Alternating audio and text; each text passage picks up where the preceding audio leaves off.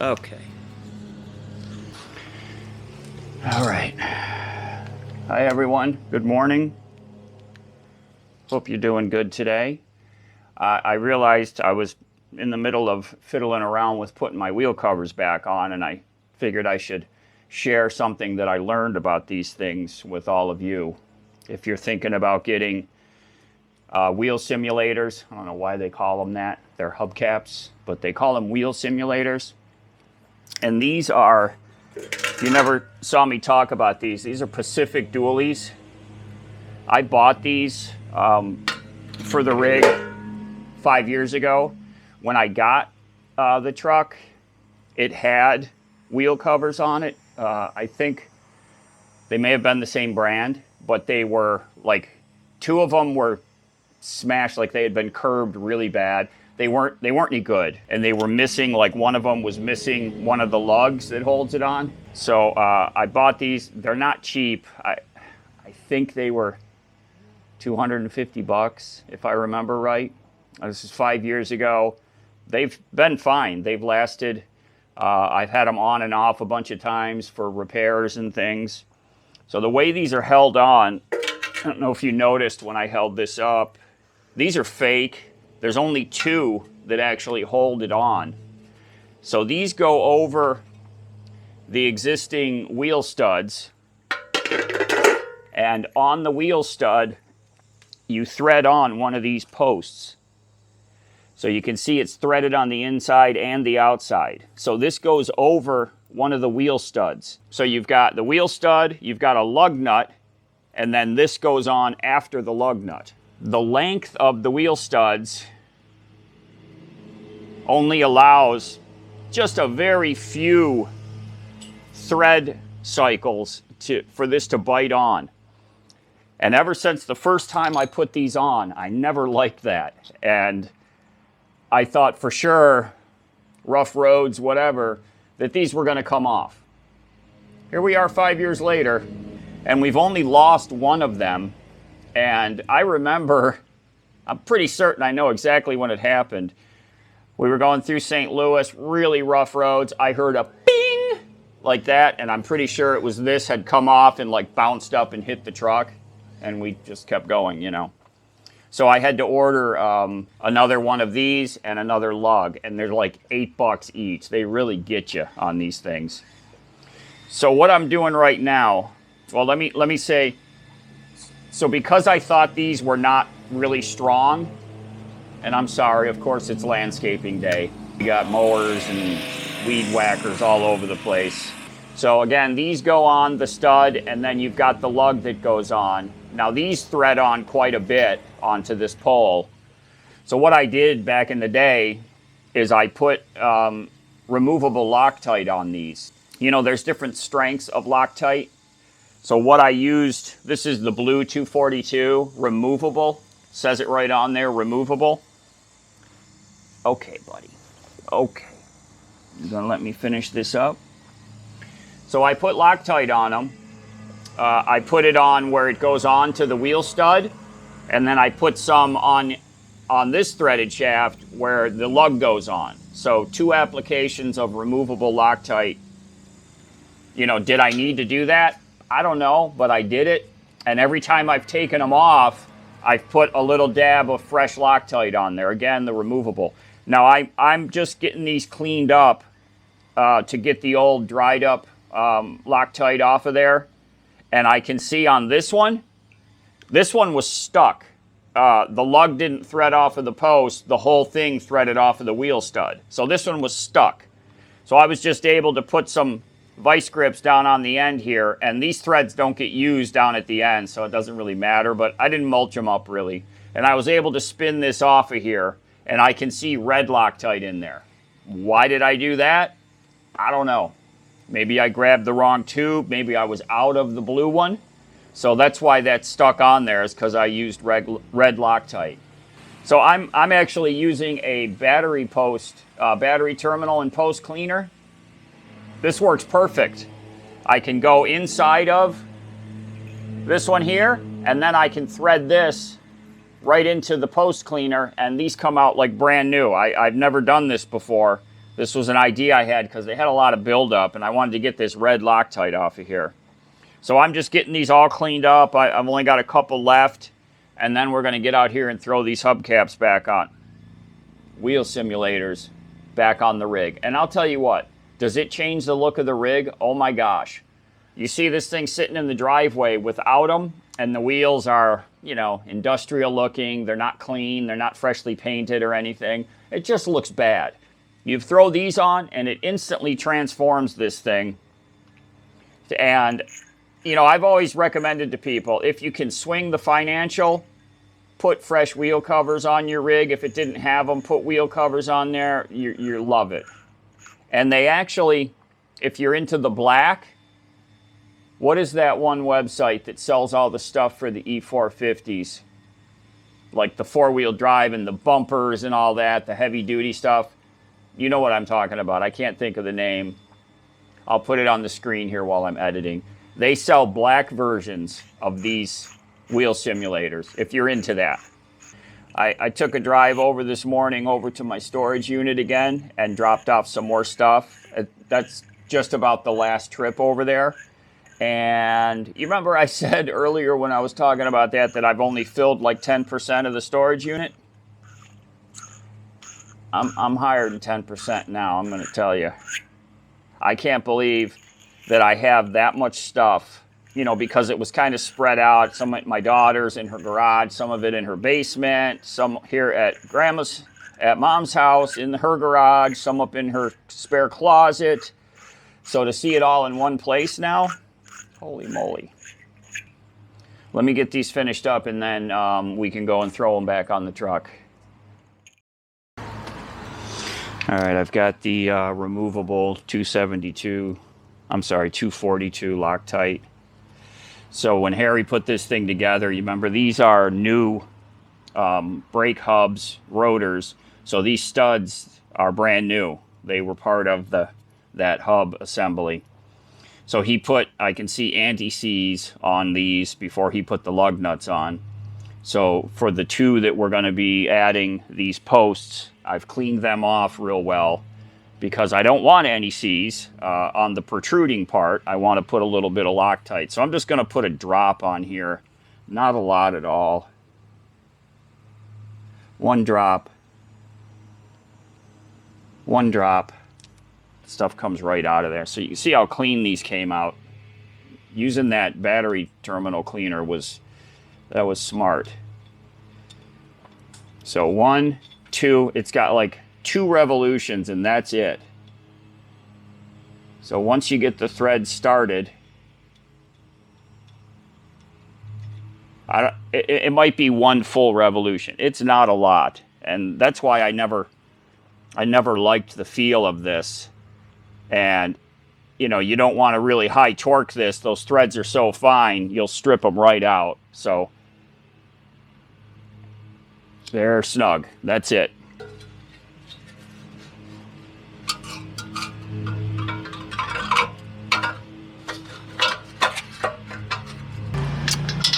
And you spin these on. Look at that, nice clean threads I did. That guy again. So again, I'm just going to put 1 drop on here, not a lot at all.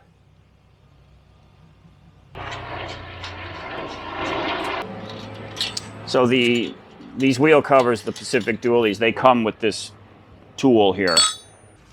Getting them kind of centered on the wheel is always a little bit of a challenge.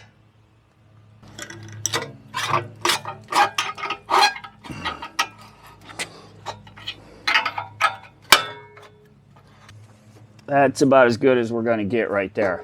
So that's on there. There we go. Yeah, I don't remember the last time these threaded on here this well.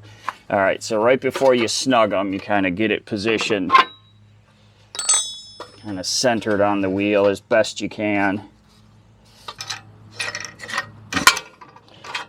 Yeah, again, that's just the tin jumping a thread.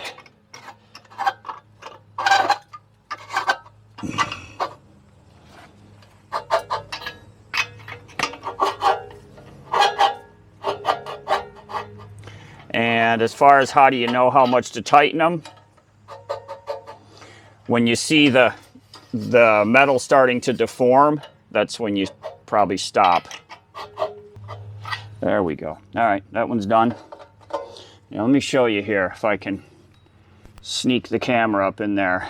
So you see where that valve stem ends up? So yeah, this hole really needs to be, you know, from this edge of the hole cut up that way. I've never been happy with that fitment. It's just not right. You see they went to this edge of the hole? It needs to be to that edge. Now you see what I mean about how ugly they are like this? Unlike the front, the studs did not come as part of the rear rotor hub assembly. These are the old school. So these are obviously different style than the front ones. These got the dish going on.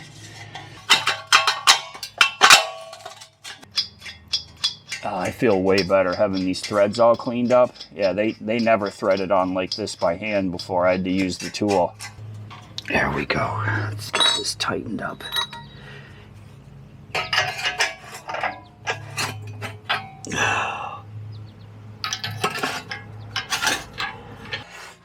That's on there. All right, one more to go, and that one's in the shade. Okay, here we go.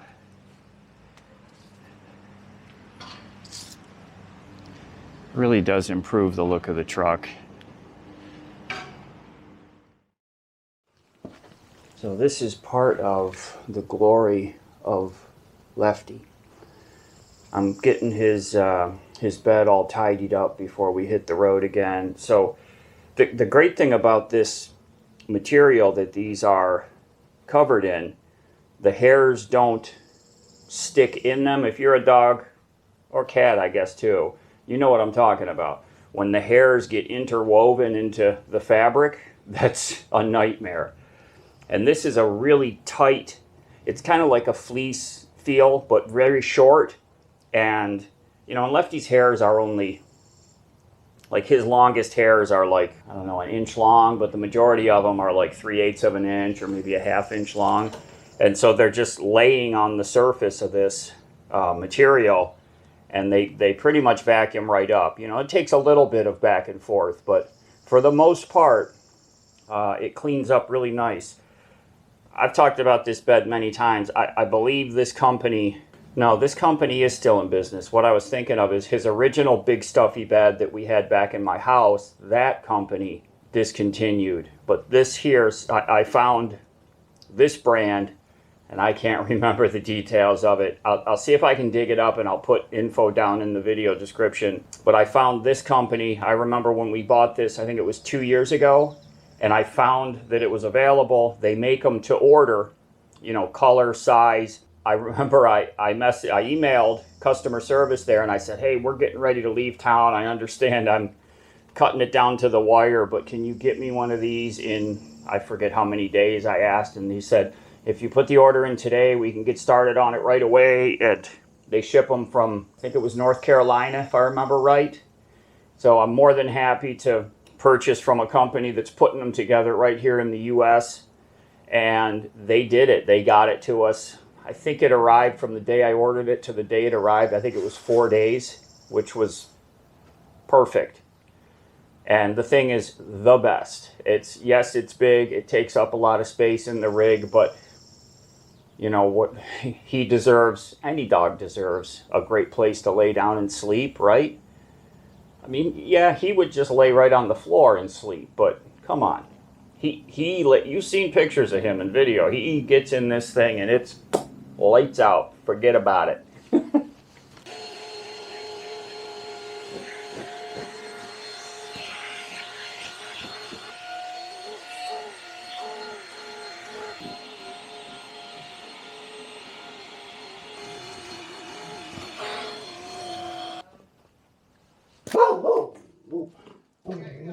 Yep.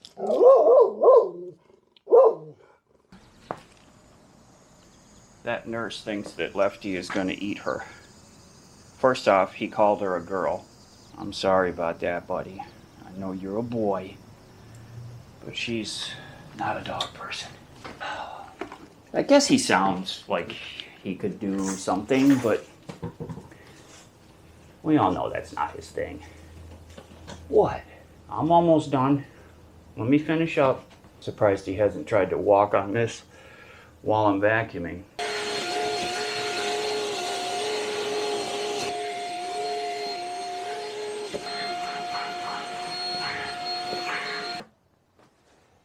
Okay.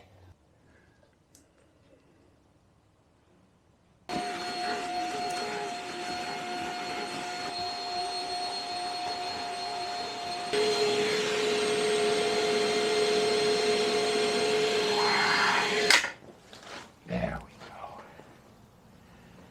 All right. Oh, goodness. Boy, I'm so glad this cleans up as easy as it does.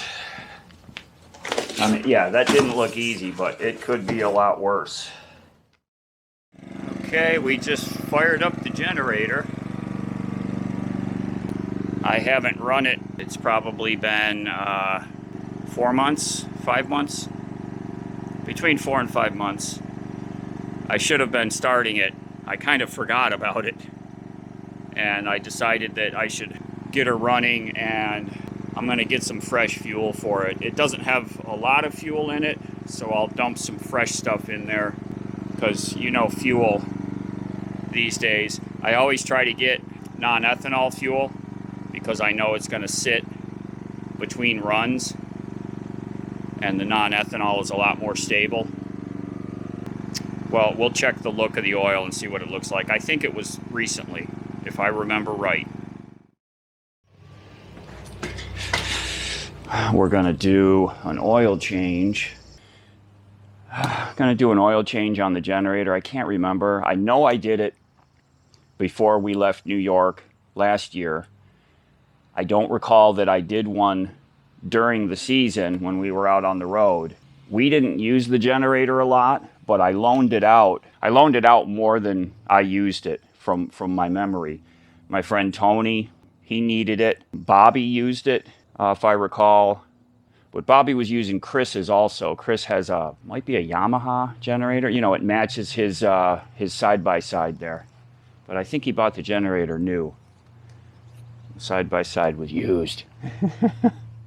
I was up in the bedroom this morning as I was waking up, and I was thinking about the things that I wanted to do today out here to get ready. We're 2 days away from leaving. And, you know, I've got a list of things that need to be done yet. They're all just minor little fixes. And I started thinking, you know, okay, these are the things I've already done. I did the wheel covers, and I got to get up there and clean the solar panels and do the oil change on the generator. And then I cleaned out the cabinets yesterday. The whole inside of the rig is all cleaned out. I Windexed the windows in the cab, even though we know they're going to get nosed up really fast. So I started thinking about all the stuff that I've already done and the things that remain to be done. And this is, for me, this is like a really enjoyable part of what we do and what our life is. There's something in me that makes me enjoy these tasks because they all add up to our security, our comfort, that kind of stuff. I think that's one of the big driving forces behind it. But overall, like, you know, I'm a tinkerer. I use that term, you know, someone that likes to fiddle with stuff mechanically, electrically, whatever it might be. I'm that kind of person. And I think that's one of the reasons why I enjoy being out on the road so much, is because a good part of that can be tinkering around with the stuff, you know, our stuff. I've talked about this before. The more stuff that you have, the more systems, the more devices, the more they require maintenance and upkeep and fixes, right? So if you were traveling the country on a bicycle, you would only have to worry about the bicycle. If you're traveling like we are in a truck with a motorcycle, with a gas generator, with a water system and a solar system and a heater and an air conditioner, and all of these things require their own level of maintenance and upkeep. That kind of stuff, I really enjoy doing it. I always have. I know a lot of you that watch are the same way. You like tinkering around with stuff. And when we're out, camped somewhere, and if something needs to be fixed and I can fix it myself, that's one of the greatest feelings that I have. I'm relying on myself. I'm getting us out of what might be a jam, although we've been pretty lucky overall. But I'm able to get us out of maybe a jam by fixing it myself, save money. But it's the satisfaction and knowing that I can rely on my own two hands to get stuff fixed. It's such a win-win, So camping, traveling requires a person to be, in my mind, it requires a person that's a fix-it person. Not everybody's like that. I'm sure some of you aren't fix-it people. I get comments from folks, I don't know how you did that solar system. I wouldn't know where to start. I get it, Not everybody is a tinkerer and a fixer. I guess just because of my course of my life, I was required to fix things, and it became my hobby, and it became my joy, to fix things and work on things and figure out how they work, and doing stuff for myself. I try to promote that in my daughter's life, is to have her do as much stuff by herself as she can. Great example. Dalen and I went over and did my first stock up grocery shopping over at Walmart. We're getting ready this morning. Big day. We're going to be heading over to Walmart to restock before we hit the road. So traditionally, this is like a father-daughter moment. I always encourage Dalen to come along and buy her whatever groceries or whatever she wants for her house. So we're doing that this morning. It is Sunday morning, and we're headed to the local Walmart. And I told Dalen in jest the other day, I said, yeah, make sure you bring a knife. Because our Walmart here is, I'm not going to say it's sketchy, but I saw a fight break out. This is going back years. There was a fight that broke out in the meat section on like a Saturday or a Sunday morning. I was in there doing my weekly grocery shopping, back when I still had the house, and this fight broke out. And I'm like, man, See, we have this other grocery store, Wegmans, and Wegmans is where the beautiful people shop, right? And Wegmans is where I go to pick up my lunch meat, everything that I eat daily for lunch. I make sandwiches every day, and I go to Wegmans. It's right up the road. The problem with Wegmans is it is the most expensive grocery store. Well, probably not. I'm sure there's some out there that rank higher, but it is egregiously expensive. We don't have anything in the truck. It's like totally empty. In fact, the only thing, and I didn't show it when we did the tour the other day, the first thing that I put in our food storage cabinet is a bag of Lefty's chicken jerky and a bag of Lefty's dental chews, because I made sure that I had those on hand before we hit the road. So he has the open bags that he's currently partaking in every morning, and then he's got a full bag of each that I just put in the cabinet the other day. So that's the first thing that's been stocked in the rig is Lefty's snacks. So I'm going to head out of here shortly and go pick Dalen up, and then we're going to hit the Walmart.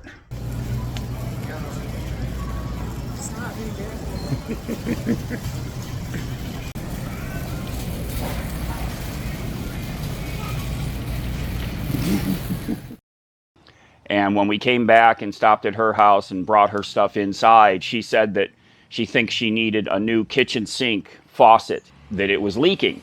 And so I'm asking her, like, well, is it leaking from the end of, she has one of those ones that sprayer head pulls out from the neck, one of those.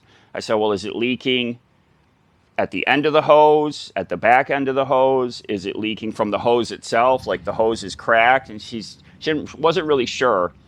So I swung into her kitchen real quick, and I had her show me what it was doing.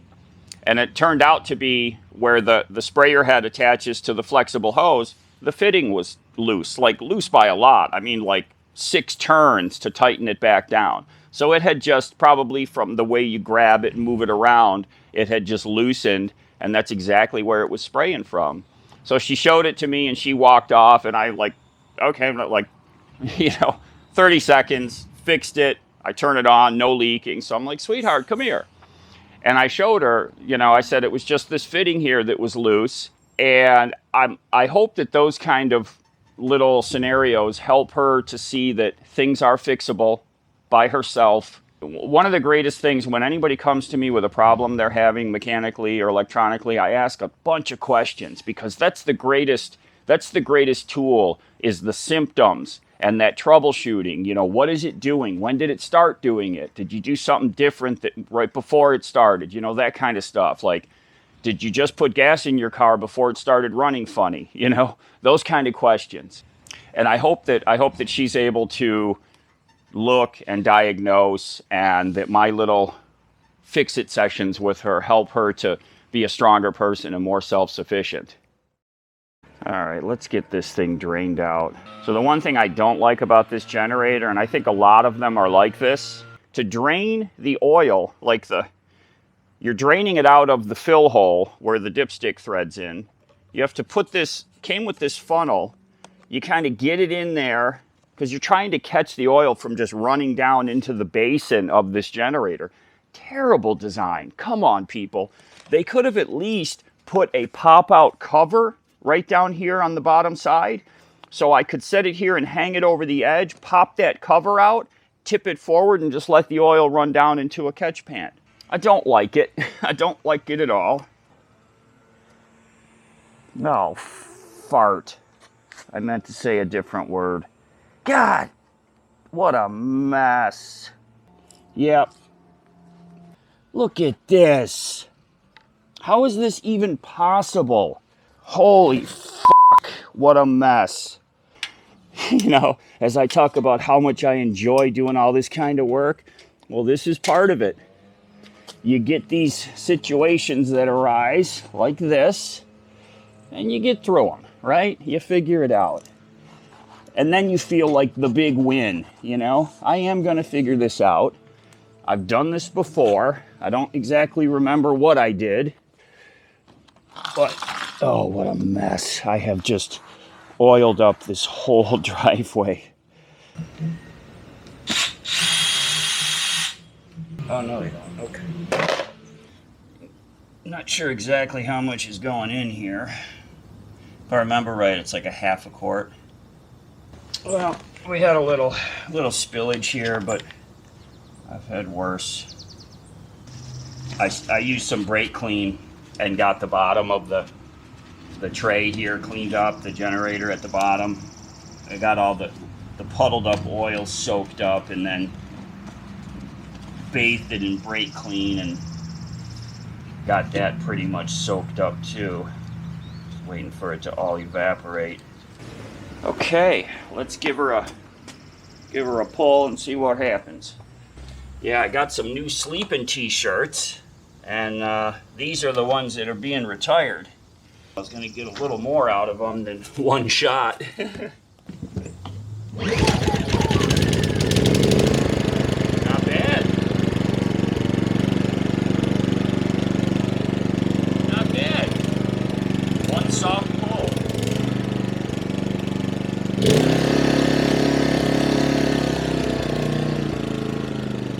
Ready to go. So we'll bring the rest of this 10W40 with us. Yeah, I'm not sure how much oil that thing's supposed to take, but I seem to remember like half a quart-ish, and it does have a dipstick. And those small engines, if you can see the oil when you thread out the filler cap, you see the oil right there at that level, that's pretty much the level. This one has a dipstick, but I just kind of go by that visual level that you can see. Oh, need my keys. Oh, speaking of, it wasn't until probably 2 years into our travels that I figured out how to tell if my cabinets were locked or unlocked.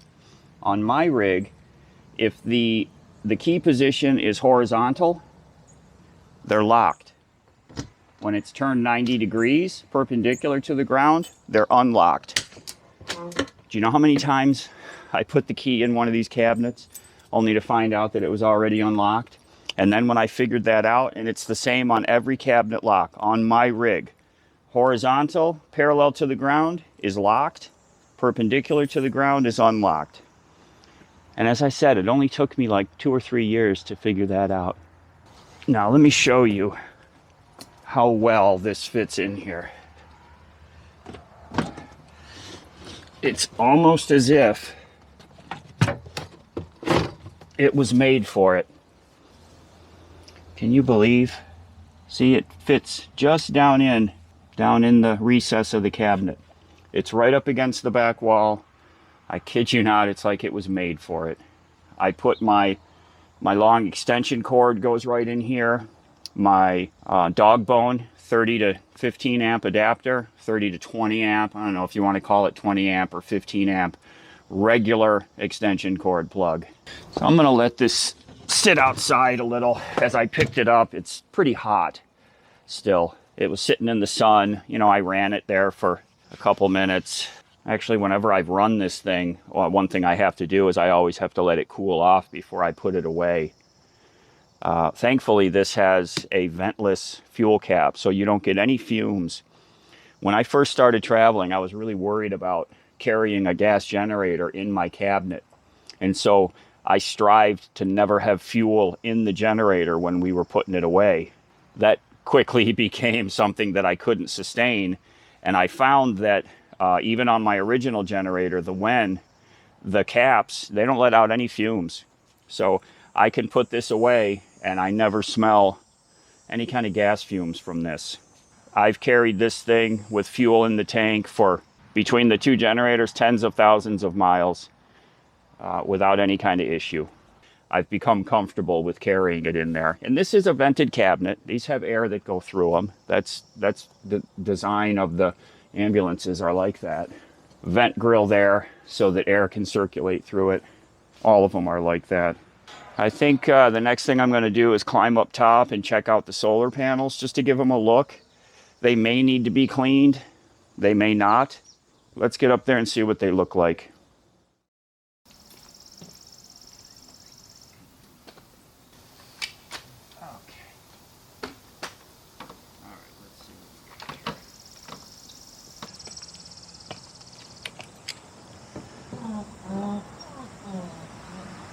Yeah, nothing real bad.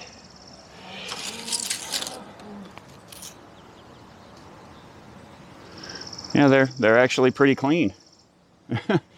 When we're out west, we always get kind of in the corners. We get a little bit of dirt buildup. But they're looking pretty good. I don't see any problems. Yeah, I'm going to leave them, because we're going to go through a couple days of rain. You can see it starting to form here. So I think probably our first day or maybe 2 days is going to be filled with rain. Dang, I went to O'Reilly's yesterday and I meant to get new wiper blades because we're expecting rain. So we'll stop over there today. It takes, this rig takes 20-inch blades. Both of them are 20-inch, so 2 of them.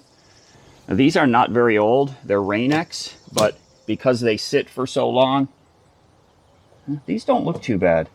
They sit for so long, they get a curve to them from the heat from the sun, and they usually work really good on the swipe, but on the way back they chatter because they're curved in one direction. Those don't look too bad. Maybe we should spray some water on the windshield and see how they sound. Yeah, let's do that. Spray her down.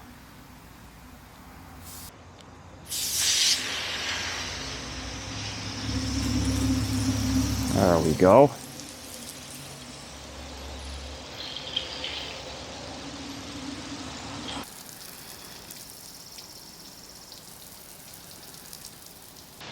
Cool it down a bit so the water doesn't evaporate really fast. Make these wipers go. Will they work on accessory? That's accessory. Yeah. Oh, they're good. Yeah, nice and quiet. Excellent. We don't need wiper blades. Oh, I know, buddy. I know. Look out. I'm just faking you out. Yeah, it's warm today. I think it's supposed to hit about 90. It's only like 10 a.m. It's pretty hot out, isn't it? But you can see, you know, sometimes things that I'm doing, little projects, they go a little sideways. Case in point, changing the oil on the generator. But finishing it and doing the project myself, it's all good in the end. The satisfaction wins over the frustration that I had there for a minute. You caught my frustration, but frustrated at myself that I didn't remember how I had drained that thing before. So I was frustrated at myself.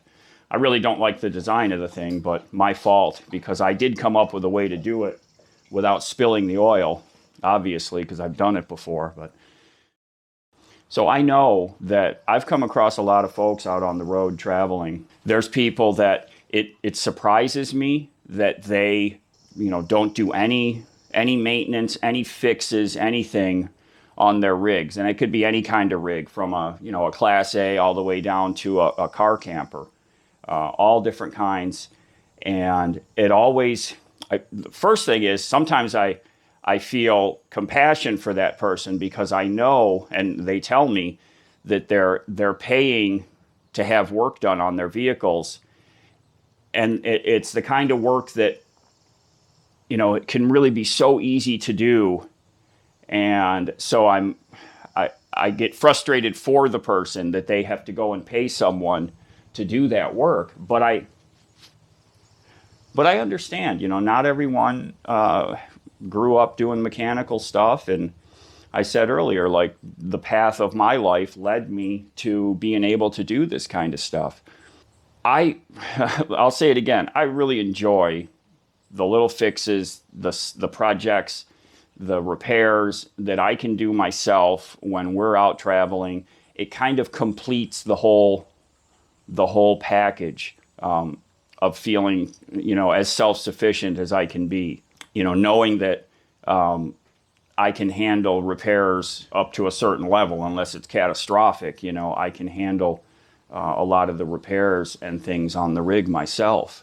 I've mentioned this in some past videos too, that if you're thinking about moving into a vehicle, to really be honest with yourself, because I see a lot of people that get really jammed up because they aren't doing the repairs and the maintenance on their vehicle themselves.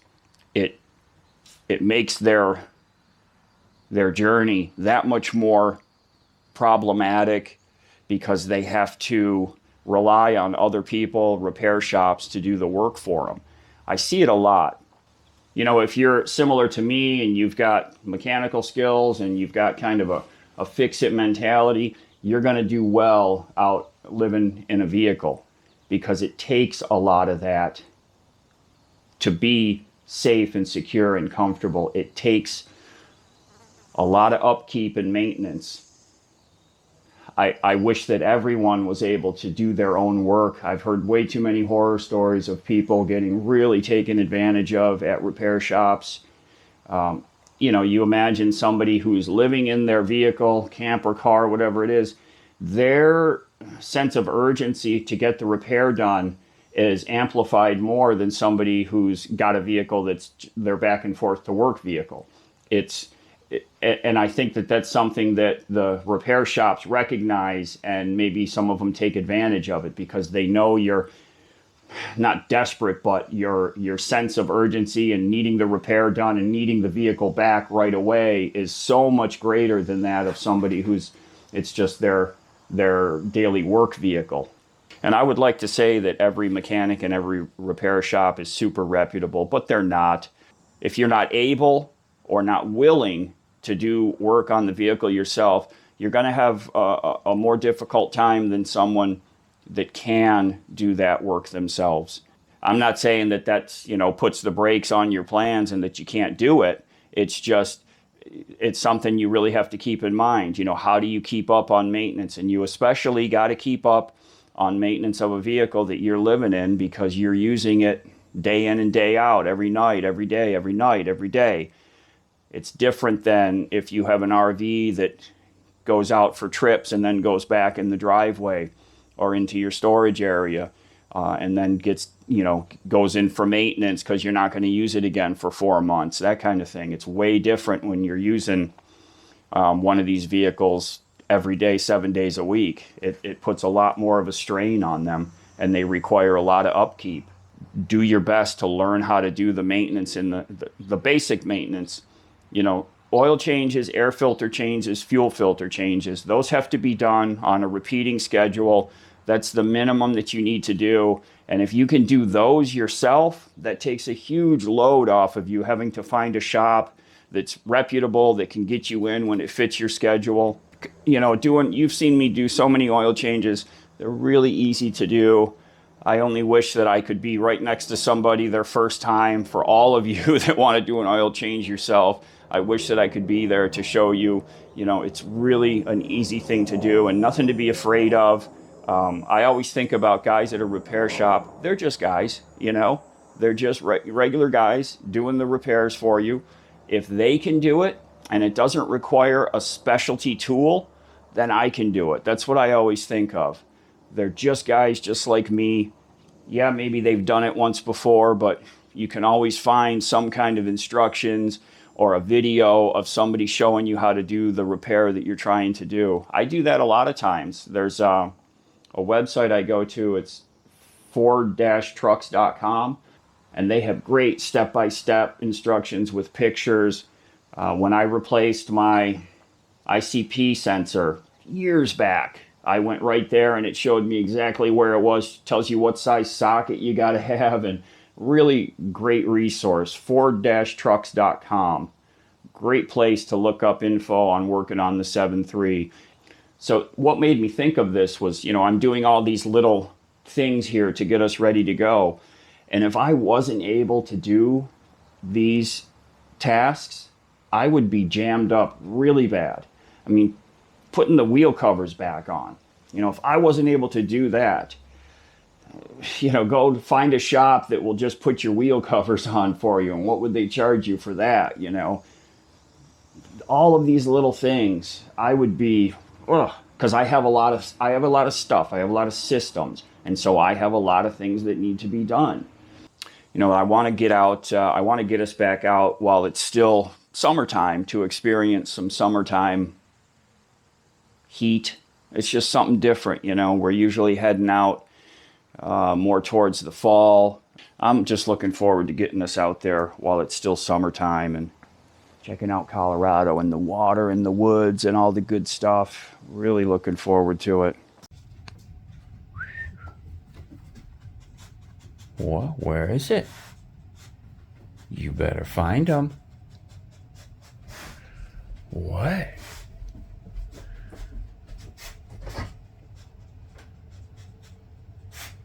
Where are they?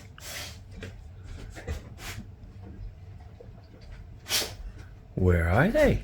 Oh, no. No.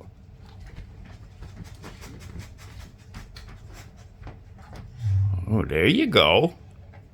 There's one. What a good boy. I don't know. Oh. Oh. There you go. Or you better go get him.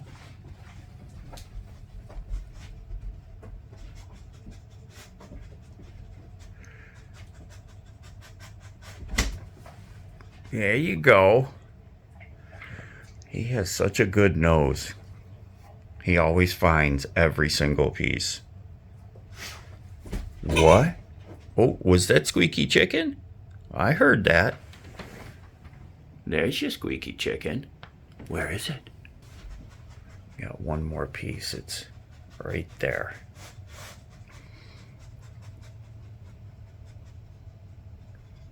What?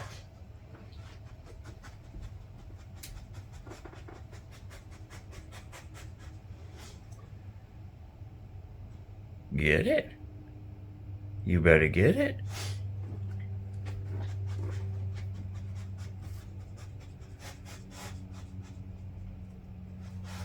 No. Oh.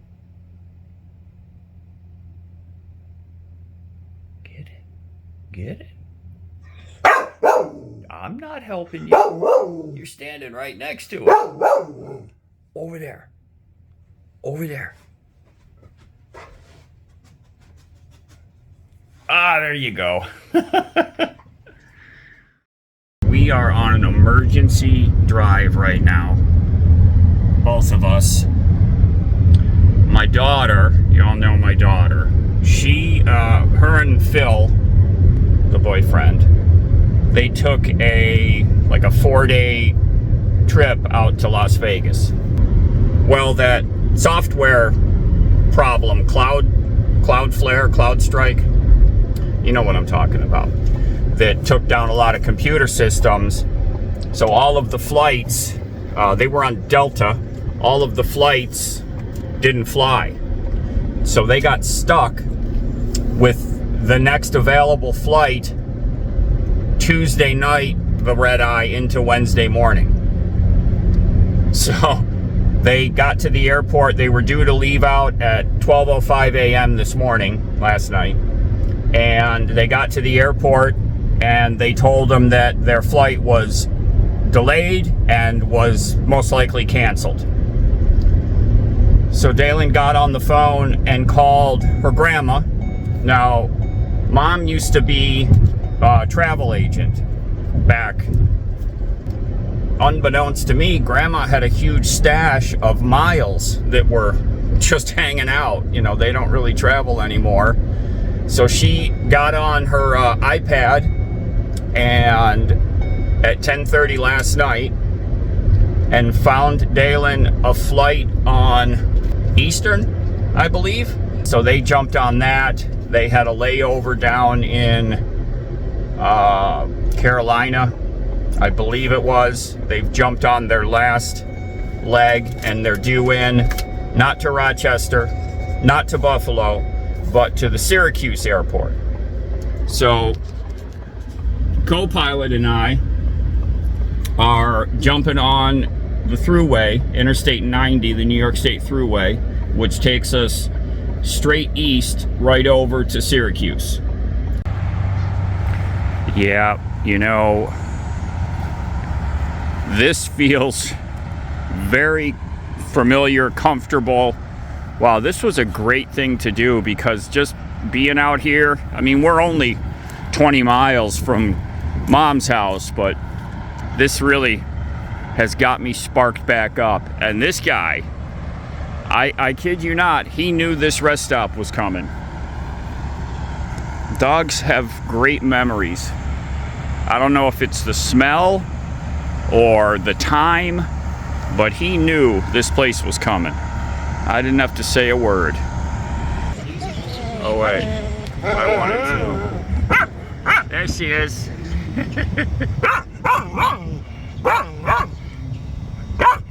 Yeah, look at this. Look at this guy. I had to zoom in on his My Pillow. Let me get in the car. How are you? Hi. He loved you. Hi. He loved you. Except you're in his chair. I know. So, are you ready to go home? Yeah, I was ready to go home on Sunday. Okay, let's go. Let's go. That was horrible. Kisses. What's this? What's this?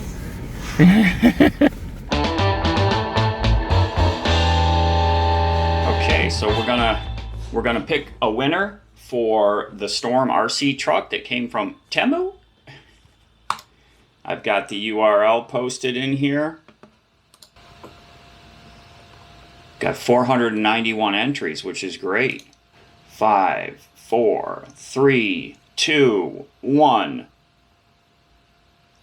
Sean L722, hoping not a storm in your future, just smooth sailing on your next adventure. Thanks, Sean, for that. Sean L722, you are the winner of the Storm RC truck. I've got it all boxed up already, or I have it here in front of me. It's ready to go.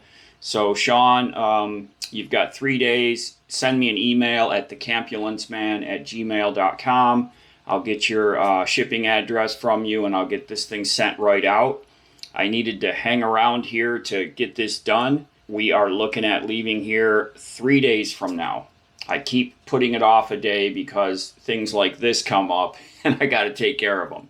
So I'm glad to get that handed off to somebody that can use it. Thanks everybody for entering in the giveaway, and stick around. We always have more stuff that we're giving away that companies send to me, and I'm more than happy to share it with all of you. Let's get back to the video. Oh, the old sleeping bag got a good wash. You know, I've got blankets. Barry sent me a blanket. I have another cotton blanket. But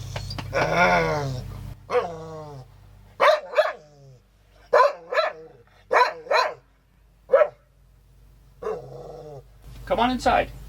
Come on up. He doesn't know the other end isn't hooked to anything. Okay. Okay.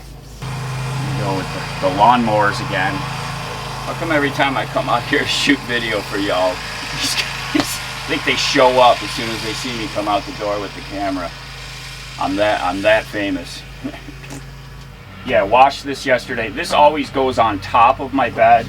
You know, this is a sleeping bag that I just have unzipped, and it's got this like polyester side. So like when Lefty's on the bed, his hair doesn't get interwoven into the fabric. So that's why I like having this as my top blanket. You know, the underside is like a flannel, and then the plastic side here. So this just went through the wash yesterday. It smells great.